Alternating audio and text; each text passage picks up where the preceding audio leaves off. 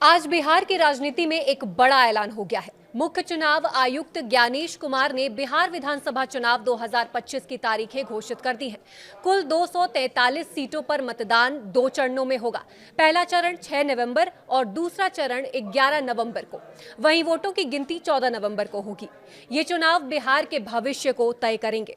याद कीजिए 2020 में नीतीश कुमार की एनडीए ने जीत हासिल की थी, लेकिन तब से कई उलटफेर हुए हैं। महागठबंधन की वापसी, तेजस्वी यादव की उभरती ताकत और प्रशांत किशोर की नई पार्टी जन स्वराज का दावा। अब सारी पार्टियां मैदान में उतरने को बेताब है। जनता की नजरें लगी हैं कि कौन सी सरकार बनेगी। एनडीए फिर बनेगी मजबूत या विपक्ष उखाड़ फेंकेगा सत्ता। इस ऐलान पर बिहार के बड़े नेताओं ने अपनी प्रतिक्रिया दी है। आरजेडी के तेजस्वी यादव ने इसे जनता की जीत बताया। पप्पू यादव ने युवाओं के मुद्दों पर जोर दिया, तो प्रशांत किशोर ने बदलाव की बात की है। चलिए आपको सुनाते हैं। था बीजेपी का तय था 300 डाल लो, पब्लिक को घूस दो, ट्रेन में घूस दे के पब्लिक, बिहार की पब्लिक को आप घूस दे के वोट लेना चाहते हैं। बस में पैसा डालो, ट्रेन से छठ में ले आओ, पहले 300 200 10,000 तीन बार एक ही चीजों का सरकार भवन का उद्घाटन करो, तीन बार रोड का उद्घाटन करो, झूठ का बोलते रहो, विकास कोई काम रोड पर उतरा नहीं। और ये तो पता ही था, अंडरस्टूड था। बीजेपी हर चीज तय करती है, कब तक सीएम पीएम उनकी सरकार का क्या होना है और उसके बाद फिर तय होना। छठ के बाद कब चुनाव होना है, तो अब भैया अब जान ही रहे हैं 69 लाख लगभग एसआईआर का जो मुद्दा है, 7 तारीख को सुप्रीम कोर्ट में हम लोग की लड़ाई वहाँ भी है। तो कोई चीज छुपी तो है नहीं आपको। इसलिए चुनाव आयोग का तो कोई मतलब नहीं है ना, ये तो एजेंडा ही सब कुछ बीजेपी तय करती है। कब तक पब्लिक के साथ हमको झूठ बोलना है, कब तक पब्लिक को हमें पूरे देश में जिस तरीके से फरेब झूठ बोल करके लोगों का वोट इधर से उधर करते रहे, बिहार में भी करना है, तो वो तो यहाँ चलेगा नहीं। क्योंकि वोट की जो गिनती है वो नेहरू जी के पुण्यतिथि जन्म तिथि पर, प्रथम प्रधानमंत्री देश के, तो ये जीत तो पहले ही हो गई। हम लोग जनता की जीत हो। तेजस्वी यादव ने कहा है कि इस बार परिवर्तन के लिए बिहार वोट करेगा। या परिवर्तन के लिए तो बिहारी सीएम होगा तेजस्वी के साथ। ये हर एक बिहारी सीएम भैया मुझको तो समझ में नहीं आता है। मैं पहले भी कहा कि सीएम मुद्दा ही नहीं है, व्यक्ति मुद्दा ही नहीं है, बिहार और बिहारी मुद्दा है, जनता मुद्दा है। और एनडीए ने जो 16 सालों में बिहार की दुर्गति की है, मुद्दा वो है, मुद्दा पलायन है, मुद्दा रोजगार है, मुद्दा फार्मर है, मुद्दा बच्चों की बेरोजगारी है। तो मुद्दा सीएम नहीं है। सीएम हर परिस्थिति में, हमारे नेता राहुल गांधी जी ने कह दिए कि हम लोग बैठ करके, जब जनता हमें चुनाव जिताएगी तब विधायक दल के नेता चयन कर लेंगे कि सीएम कौन होगा। इसलिए आज वो मुद्दा है ही नहीं सीएम का। मुद्दा है चुनाव अच्छे उम्मीदवार के साथ इस बिहार की जनता को झूठे वादे से छुटकारा दिलाने और बिहार के गरीब और आम आदमी के अधिकार की रक्षा का, न्याय व्यवस्था का, आम आदमी के खुशियों का मुद्दा यहाँ। मुद्दा कोई सीएम नहीं है, सीएम चुनाव के बाद देखा जाए। इस लालू प्रशांत किशोर के लिए नहीं, अपने अपने बच्चों के लिए वोट करेगा, अपने बच्चों के पढ़ाई और रोजगार के लिए वोट करेगा, बिहार में बदलाव के लिए वोट पड़ेगा और उस शुरुआत के लिए वोट पड़ेगा जिस सपने को लेकर हम लोग यहाँ आए हैं कि आने वाले 10 साल में इस देश के 10 अग्रणी राज्यों में बिहार को शामिल कराएं। एक ऐसा भी दिन आए जब यूपी, पंजाब, हरियाणा, गुजरात, महाराष्ट्र से लोग बिहार में नौकरी मजदूरी करने आए, वैसी व्यवस्था बनाने के लिए वोट पड़ेगा। कोई कितना भी प्रयास कर ले, ये परिवर्तित होने वाला नहीं है। 2 चरणों में चुनाव की घोषणा है। बहुत बेहतर है। पहले जो बिहार में 5 चरण में जो चुनाव 2015 में हुआ था, पिछले बार चुनाव 3 चरणों में हुआ था, तो ये कहीं ना कहीं लोगों का मानना है ये कई चरण के जो चुनाव होते थे कि उस समय मोदी जी का जलवा होता था और भाजपा के लोग कई चरणों में चुनाव इसलिए कराते थे ताकि ज्यादा से ज्यादा मोदी जी आए और प्रचार करें। ये ऐसी सोच रही है उनकी। मैं भी उस दल के साथ काम मैंने किया है और हम लोग जानते हैं, इसीलिए ऐसे 8-8, 9-9 चरण में चुनाव कराए जाते थे कि ज्यादा से ज्यादा मोदी जी की सभाएं हो सके।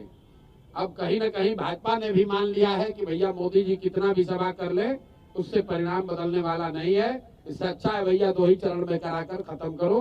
बिहार की जनता ने बदलाव का मन बना लिया है, ना नीतीश जी प्रचार कर सकते हैं, ना मोदी जी के आने से कुछ होने वाला है।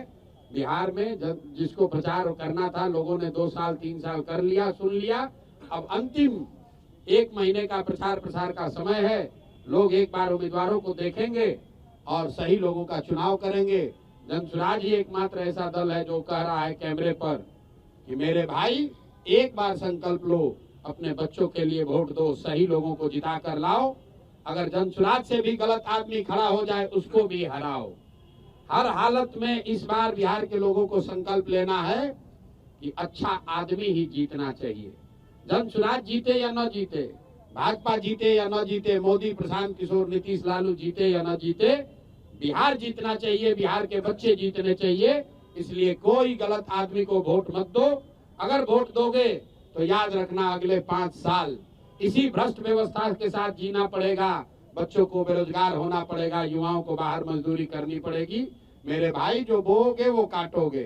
तो ये मौका है बुआई का, बढ़िया लोगों को जिताइए, जो अच्छा लगता है उसको जिताइए, तभी आपका और आपके बच्चों का जीवन सुधरेगा। बिहार में आम आदमी पार्टी ने अपने उम्मीदवारों की पहली सूची जारी कर दी है। आपसे पहले बाजी मार ली आम आदमी पार्टी।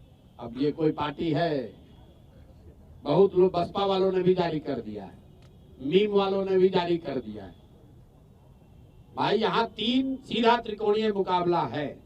लोग महागठबंधन के उम्मीदवारों के बारे में पूछ रहे हैं, लोग एनडीए के उम्मीदवारों के बारे में पूछ रहे हैं और उससे बढ़कर लोग जनसुराज के उम्मीदवार का इंतजार कर रहे हैं। बाकी जितने लोग हैं उसका कोई मतलब नहीं है। 100 में 90-95 वोट इन्हीं 3 गठबंधनों में बंटना है, इन्हीं 3 पार्टियों के बीच में बंटना है। तो लोगों को चुनाव करना है, लोगों ने तय कर लिया बदलाव करना है। तो भैया भाजपा एनडीए तो गई, अब उनको चुनना है कि या तो 15 साल की जंगल राज की व्यवस्था को वापस लाना है, आखिर नई व्यवस्था जनसुराज को बनाना है। निर्णय जनता को करना है। इस चुनाव को प्रशांत किशोर कितना चुनौतीपूर्ण मानते हैं? प्रशांत किशोर सारे चुनाव को चुनौतीपूर्ण मानते हैं। पढ़ाई, परीक्षा, चुनाव, युद्ध, ये इसको कम चुनौतीपूर्ण मानने वाले लोगों की हमेशा हार होती है।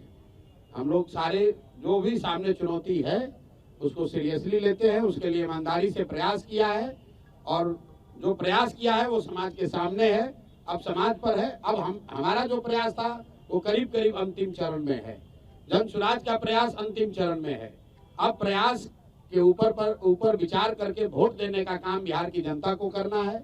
जीत हार प्रशांत किशोर की नहीं होनी है, जीत हार जनसुराज की नहीं होनी है, जीत हार बिहार के लोगों की सोच की होनी है कि आप अगर अच्छे लोगों के साथ खड़े हैं कि आप गलत भ्रष्टाचारियों, लुटेरों के साथ रहना चाहते हैं, बिहार की जनता को तय करना है। देखिए, अब लोकतंत्र का पर्व जो है अब शुरू हो गया। आज बिगुल जो है उसकी बिगुल जो है बजाया गया, शंखनाद हो चुका है और 14 नवंबर तारीख याद कर लीजिएगा। कभी भी भविष्य में अगर इतिहास 14 नवंबर का देखा जाएगा तो एक सुनहरे अक्षरों से देखा जाएगा, एक बदलाव के तौर पे देखा जाएगा। जो निकम्मी, भ्रष्ट, अपराधियों को संरक्षण देने वाली जो सरकार है, जहां तानाशाही है, जहां अफसरशाही चरम पर लागू है, जहां कार्रवाई नहीं होती, सुनवाई नहीं होती, शिक्षा, चिकित्सा सब बर्बाद हो चुका है। चूहा पुल गिरा देता है, बांध काट देता है, चूहा शराब लीटरें पी जाता है। जहां बालिका गृह जैसे कांड हुए, जहां पेपर लीक हुआ, जहां कोई कार्रवाई नहीं की गई, जहां के मुख्यमंत्री अचेत अवस्था में है। अब बिहार को बिहार के लोगों ने ठाना है और 20 साल से अब ये मौका मिला है बिहार के लोगों को कि अब बिहार को बदलें, इस सरकार को बदलें। और बिहार के लोग इस बार बदलाव चाहते हैं। बिहार के लोग हाथ जोड़ने वाला, गिड़गिड़ाने वाला सीएम नहीं चाहते, बल्कि बिहार के हक अधिकार के लिए लड़ने वाला, जो बिहार के अधिकार के लिए दहाड़ने वाला सीएम जो है वो बिहार के लोगों को चाहिए। नए सोच का चाहिए, जिसके पास विजन हो, ना कि विजनलेस लोग हो। ऐसा बिहार को सीएम चाहिए और बिहार के लोग इस बार महागठबंधन की सरकार बनाएंगे और मिल करके हम लोग जो है सरकार तो बनाएंगे ही, लेकिन बिहार में एक ऐसा घर नहीं बचेगा। जब तेजस्वी आएगा तो एक ऐसा घर नहीं होगा जहां कोई बेरोजगार रहता हो। सबके हाथ नौकरी और रोजगार तेजस्वी जो है दिलवाने का काम करेगा और बिहार को आगे ले जाएगा, जहां पढ़ाई, दवाई, कमाई, सिंचाई, कार्रवाई या सुनवाई वाली सरकार हो, जहां बेहतर भविष्य बनाया जाए। ऐसा बिहार हम लोग बनाएंगे, बिहार को आगे ले जाएंगे, जहां कारखाने, निवेश की बात होगी, जहां अपराध मुक्त, भ्रष्टाचार मुक्त की बात होगी, काम होगा। बिहार के लोगों ने देखा है, 20 साल इनको मौका दिया, इन लोगों ने जो 20 साल तक नहीं किया, तेजस्वी जो है 20 महीने में वो करके दिखाएगा। जो इन्होंने 17 साल में नहीं किया था, तेजस्वी ने 17 महीने जो है वो करके दिखाया है। तो इस बार बिहार के लोग जो है उत्सव मनाएंगे और 14 तारीख को जब हमारी सरकार बनेगी, जब महागठबंधन की सरकार बनेगी, तो बिहार का हर एक नागरिक सीएम बनेगा, यानी चेंज मेकर बनेगा और बिहार को बेहतर बनाएगा। मेट्रो को पटरी पे चढ़ा दिया गया, मुजफ्फरपुर में देखिए चुनाव है तो आनंद फानंद में ये सब लोग काम जो है करते नहीं है। 20 साल तक ये लोग सोए हुए थे। जब तेजस्वी जब अपने विजन को बताने लगा तो ये लोग नकल करने लगे, नकलची सरकार है। तो जनता बिहार की सामाजिक रूप से, राजनीतिक रूप से जागरूक है और छठ पर्व के बाद आप देखिएगा एक नई सरकार बनेगी, एक नया बिहार बनेगा।